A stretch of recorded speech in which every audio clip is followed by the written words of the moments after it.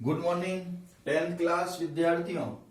हम साइंस के अंदर लेसन नंबर 6 की बात कर रहे थे। अध्याय 6 जिसका नाम क्या है, याद हो गया होगा अब तो आपको, रासायनिक अभिक्रियाएं एवं उत्प्रेरक। तो रासायनिक अभिक्रियाएं क्या होती है इसकी चर्चा हमने कर ली है। रासायनिक समीकरण क्या होती है इसकी चर्चा हमने कर ली है।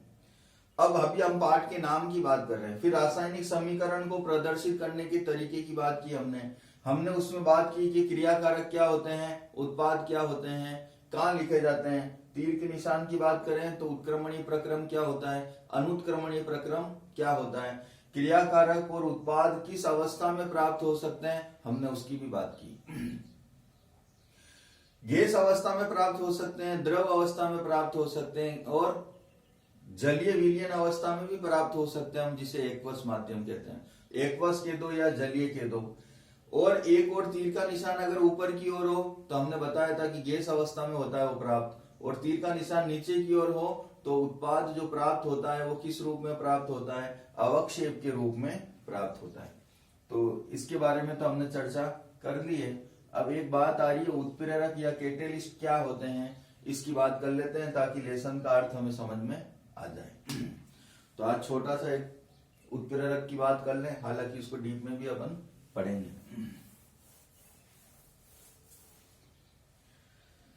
कैटेलिस्ट या उत्प्रेरक। देखो विद्यार्थियों कि जैसे मान लो एक उदाहरण हमने पहले लिया था, N2 प्लस 3H2, ये आपस में अभिक्रिया करते हैं और बनाते हैं ट्वाइस ऑफ NH3। ये क्या है, नाइट्रोजन के दो इसको या डाई नाइट्रोजन के दो, सेम टू सेम झकास बात है, एक ही बात है। और इसको कहते हैं अपन हाइड्रोजन। क्या है ये, हाइड्रोजन के दो या डाई हाइड्रोजन के दो, सेम बात है। और यह है अमोनिया। NH3 क्या होता है, अमोनिया। अमोनियम कभी नहीं कहना, ये बच्चों की आदत होती है, इसे अमोनियम कह देते हैं। क्या कह देते हैं, अमोनियम का जो सूत्र होता है वो NH4 प्लस होता है विद्यार्थियों। क्या होता है, NH4 प्लस, ये अमोनियम आयन है, जबकि ये अमोनिया गैस है। हालांकि अमोनिया को हम द्रव अवस्था में भी प्राप्त कर सकते हैं और कर सकते हैं गैस अवस्था में भी। तो ये एक समीकरण है, अभिक्रिया है, जिसमें नाइट्रोजन और हाइड्रोजन, नाइट्रोजन यहाँ कुछ लिखा हुआ है क्या आगे, यहाँ कोई संख्या लिखी हुई है क्या, नहीं, कुछ नहीं लिखा हुआ यहाँ। क्या कुछ संख्या यहाँ नजर आ रही है, नजर नहीं आ रही है। और जो नजर नहीं आता वो कौन होते हैं, वो होते हैं परमपिता परमेश्वर, जो नजर नहीं आते हैं, और वो दुनिया में एक ही है। तो जहां कुछ नहीं लिखा हो वहां क्या होंगे, एक। या देखो आगे 3 लिखे हुए, इसका मतलब हाइड्रोजन के 3 अणु हैं या नाइट्रोजन का 1 अणु है। ये आपस में अभिक्रिया करते हैं और अमोनिया के कितने अणु बना रहे हैं, 2 मॉलिक्यूल, 2 अणु बनाते हैं। मान लो इस अभिक्रिया को संपन्न होने में कितना समय लगा, 10 मिनट। कितना समय लगा, 10 मिनट। इस रासायनिक अभिक्रिया को कंप्लीट होने में कितना समय लगा, 10 मिनट लगा। अब हम इसी अभिक्रिया के अंदर एक छोटा सा लोहे का टुकड़ा डाल देते हैं। लोहा, शनि बाबा, शनिदेव या आयरन Fe।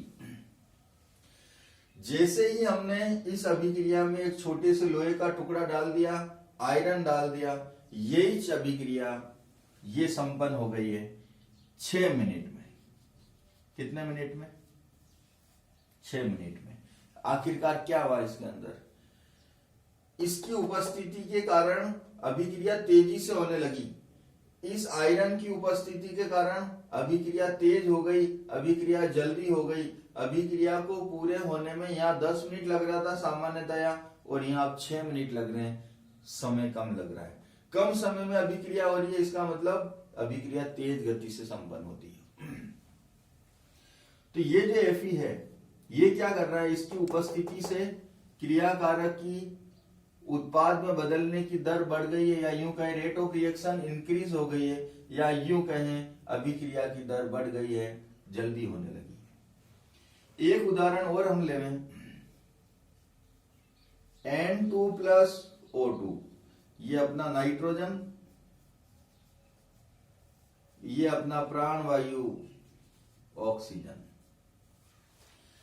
ये तीर का निशान आने जाने वाला, ऊपर लिख रखा है NO, या कोई और पदार्थ लिख दे, मान लो CN लिख दिया मान लो, और ये बना रहा है 2NO, नाइट्रोसिल ऑक्साइड। NO क्या है, नाइट्रोसिल ऑक्साइड, ठीक है। सेम स्थिति कि अभिक्रिया सामान्यतः अगर इसको अपन देखें तो ये मान लो ये 12 मिनट में पूरी हो रही थी।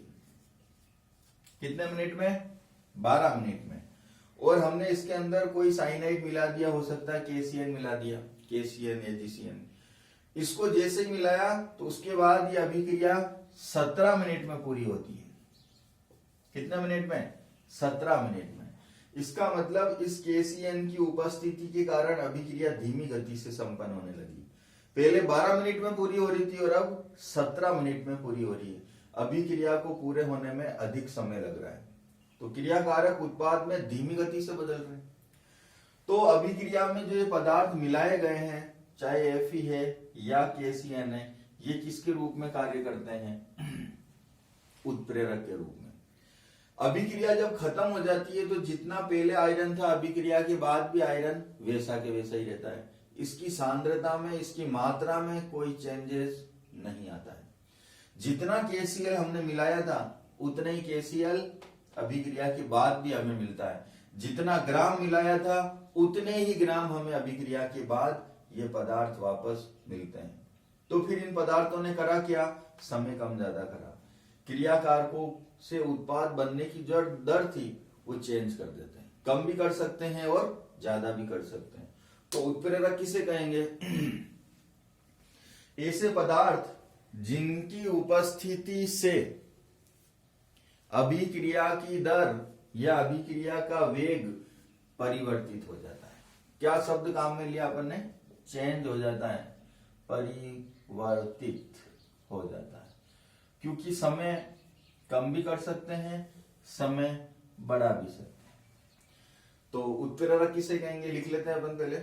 इसको दिया जाए मीटा तो इसे देते हैं मीटा, और दिया गया है मीटा। किसे कहेंगे उत्प्रेरक, ऐसे पदार्थ जिनकी उपस्थिति मात्र से, जिनकी उपस्थिति मात्र से अभिक्रिया का वेग चेंज हो जाता है, परिवर्तित हो जाता है, तथा इनके स्वयं के, या यूं कहें स्वयं के रासायनिक संगठन में कोई परिवर्तन नहीं होता है। क्या कहलाते हैं, कैटलिस्ट या उत्प्रेरक कहलाते हैं। ऐसे पदार्थ जो अपनी उपस्थिति मात्र से अभिक्रिया का वेग परिवर्तित कर देते हैं और स्वयं के रासायनिक संगठन में कोई परिवर्तन नहीं होता है, उत्प्रेरक कहलाते हैं। ये कितने प्रकार के हो सकते हैं, तो अलग अलग प्रकार के संभव है। ये अगर इनके प्रकार और चांदे की बात करें तो अभिक्रिया का वेग बढ़ाने वाले कहलाते हैं धनात्मक उत्प्रेरक, धनात्मक उत्प्रेरक। जो अभिक्रिया का वेग कम कर दे, ऋणात्मक उत्प्रेरक अभिक्रिया के दौरान बना उत्पादी अभिक्रिया का वेग बढ़ा दे। ऑटो कैटलिस्ट स्वतः उत्प्रेरक। जैव रासायनिक अभिक्रियाओं में वेग बढ़ा दे। जैव उत्प्रेरक होता है ना। तो उत्प्रेरक कितने प्रकार के हो गए? 4 प्रकार के। कौन कौन से? धनात्मक उत्प्रेरक, ऋणात्मक उत्प्रेरक, स्वतः उत्प्रेरक और जैव उत्प्रेरक। इनकी विस्तार से चर्चा हम और भी करेंगे, लेकिन किंतु परंतु बट आज के लिए इतना ही। धन्यवाद।